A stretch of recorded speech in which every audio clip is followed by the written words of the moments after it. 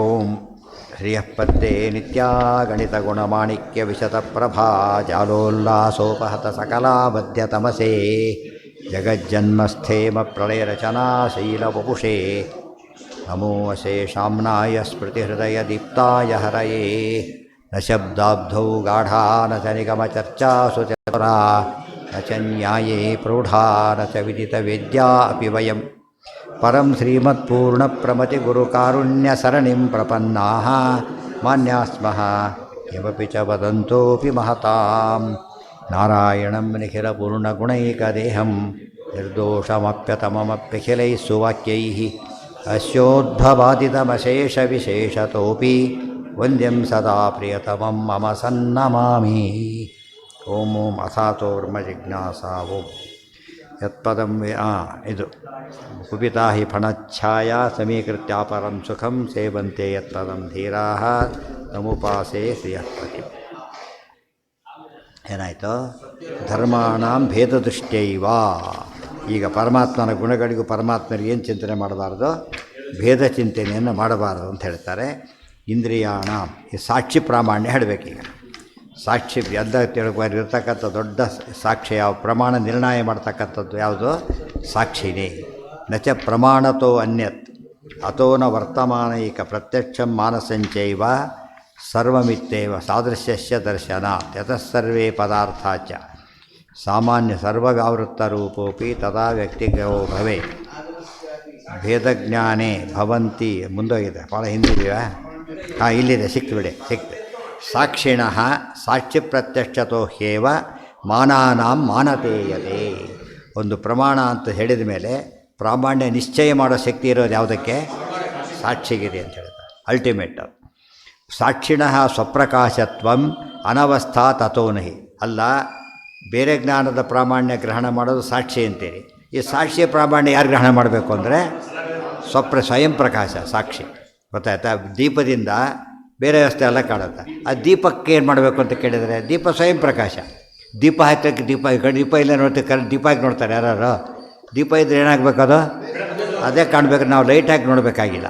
So ಸ್ವಯಂ ಪ್ರಕಾಶ ಶಬ್ದದ ಅರ್ಥ ಅದು ಏನಾಯ್ತು? ಈಗ ದೀಪ ತನ್ನನ್ನು ಬೆಳಗುತ್ತೆ, ಬೇರೆದನ್ನು ತೋರಿಸುತ್ತೆ. ಗೊತ್ತಾಯ್ತಾ? ಆದರೆ ಈ ಪುಸ್ತಕ ಇದೆ, ಇದು ಬೆಳಗುತ್ತಷ್ಟೇ, ಇನ್ನೊಂದು ಇದು ರಿಫ್ಲೆಕ್ಟ್ ಮಾಡೋಕ್ಕೆ ಬರೋಲ್ಲ. ಇದಕ್ಕೆ ಬೆಳಕಿ ಮಾತ್ರ ಶಕ್ತಿ ಇದೆ.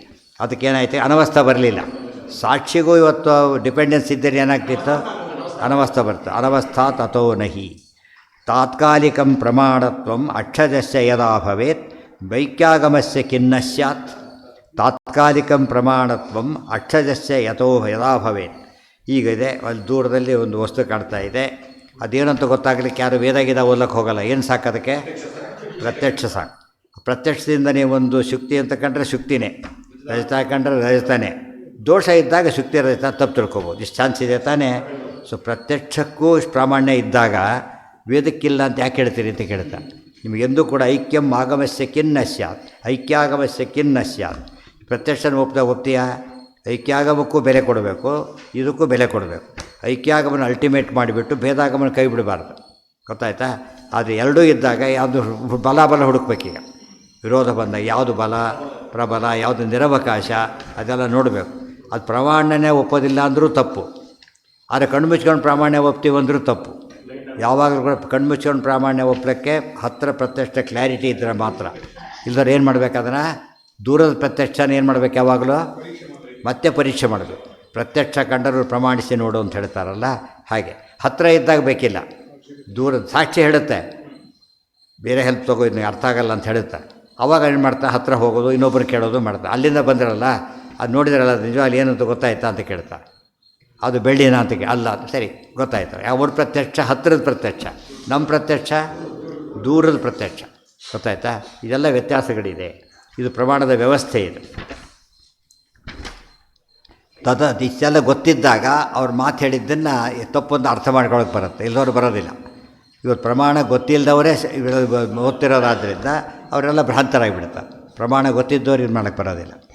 ತಸ್ಯಾಪಿ ಏತಾದೃಶಂ ಯದಿ ಐಕ್ಯ ಪ್ರಮಾಣ ಮಿಥ್ಯಾತ್ವಂ ಯದಾ ವಿಶ್ವಸ್ಯ ಸತ್ಯತಾ. ಇದ್ಯಾವುದೂ ಇಲ್ಲ ಅಂದರೆ ಐಕ್ಯ ಪ್ರಮಾಣ. ಇಷ್ಟೆಲ್ಲ ಯೋಚನೆ ಮಾಡಿದ ಮೇಲೆ ಐಕ್ಯ ಪ್ರಮಾಣ ಮಿಥ್ಯ. ಯಾವ ಅಭೇದ ಹೇಳ್ತಕ್ಕಂಥ ವಾಕ್ಯಗಳೆಲ್ಲ ಸರಿಯಲ್ಲ. ಮತ್ತು ವಿಶ್ವಸ್ಯ ಸತ್ಯತ ಸರಿಯಲ್ಲ ಅಂದಮೇಲೆ ಜಗತ್ ಸತ್ಯ ಅಂತ ಆಯ್ತಲ್ಲ. ಐಕ್ಯವಾಕ್ಯಸ್ಯ ಮಾನತ್ವಂ ಯದಿ ಅಬಾಧ್ಯಮಿತಿಷ್ಯತೆ ಅಕ್ಷಜಸ್ಯಾಪಿ ಮಾನತ್ವಂ ನಾಬಾಧ್ಯಂ ಕಿಮಿತಿಷ್ಯತೆ.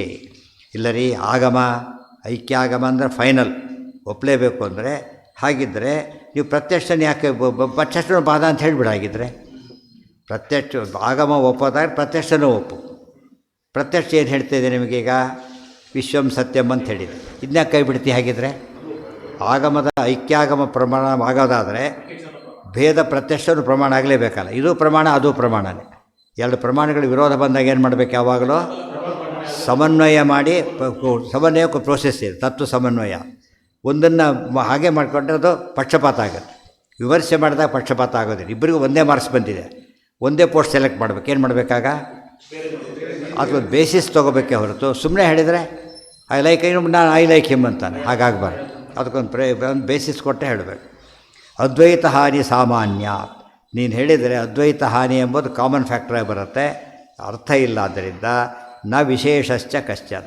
ವಿಶೇಷ ಹೇಳ್ತೀನಿ ಅಂತ ಹೇಳಬಾರ್ದು, ವಿಶೇಷ ಹೇಳ್ತೀನಿ ಅಂತ ಹೇಳಬಾರ್ದು. ವಿಶೇಷ ಇಲ್ಲ, ಬ್ರಹ್ಮನಿಗೇನಿಲ್ಲ, ವಿಶೇಷ ಇಲ್ಲ. ಆದ್ದರಿಂದ ನಮ್ಮ ಬಗ್ಗೆ, ದೇವ್ರ ಬಗ್ಗೆ ನಮಗೆ ಗೊತ್ತಿದೆ. ಈಗ ಮತ್ತೆ ಶಾಸ್ತ್ರ ಕೇಳ್ತೇವೆ, ಏನು ಗೊತ್ತಾಗುತ್ತಾಗ ದೇವ್ರ ಬಗ್ಗೆ ಜ್ಞಾನ ಜಾಸ್ತಿ ಆಗುತ್ತೆ, ಕ್ಲಾರಿಟಿ ಬರುತ್ತೆ. ಅವ್ರು ಬ್ರಹ್ಮನಿಗೆ ವಿಶೇಷನೇ ಇಲ್ಲ, ಕ್ಲಾರಿಟಿ ಬರೋದೇನು ಬಂತು? ಎಷ್ಟು ತತ್ವಮಸಿ ಓದಬೇಕಪ್ಪ ನೀವೀಗ? ತತ್ವಮಸಿ ಅಂತ ಅಕಸ್ಮಾತ್ ನಿಜ ಆಗಿದ್ದರೆ ಕೇಳ್ಕೊಂಡು ಮುಂದೆ ಹೋಗ್ಬಿಡ್ತಾರೆ ಅಷ್ಟೇ. ಏನು ಮಾಡಿ ಮತ್ತೆ ಮತ್ತೆ ಕೇಳಬೇಕಾಗಿಲ್ಲ, ಯಾಕಂದ್ರೆ ನಿರ್ವಿಶೇಷ, ಏನು ವಿಶೇಷಗಳಿಲ್ಲ. ನಮ್ಮಲ್ಲಿ ಹಾಗಲ್ಲ. ಮ್ಯಾಥಮೆಟಿಕ್ಸ್ ಎಷ್ಟು ವಿಶೇಷ ಇದೆ ಅಂತ ಮುಂದೆ ಓದ್ತಾನೆ. ಸಬ್ಜೆಕ್ಟ್ ವಿಶೇಷ ಇದ್ರೆ ತಾನೇ ಮುಂದೆ ಓದೋದು. ವಿಶೇಷ ಇರೋದಕ್ಕೇನು ಶೇಷವಿಷಾಣ ಹೈಯರ್ ಸ್ಟಡೀಸ್ ಸೇವ್ ಮಾಡಿ ಏನಾಗುತ್ತೆ? ಮೊದಲು ಮಿಥ್ಯಾರೆ, ಕೊನೆಗೂ ಮಿಥ್ಯಾರೆ ಅದು. ಯಾಕಂದ್ರೆ ಬೇರೆ ಗುಣ ಅದರಲ್ಲಿ ಇಲ್ಲೇ ಇಲ್ಲ.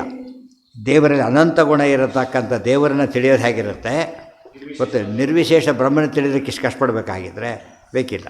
ನ ವಿಶೇಷಶ್ಚ ಕಶ್ಚ ಯದಿ ಸ್ವತಸ್ತ್ವಂ ಪ್ರಾಮಾಣ್ಯೇ ವಿಶ್ವಸತ್ತ ಕಥಂ ನತೆ.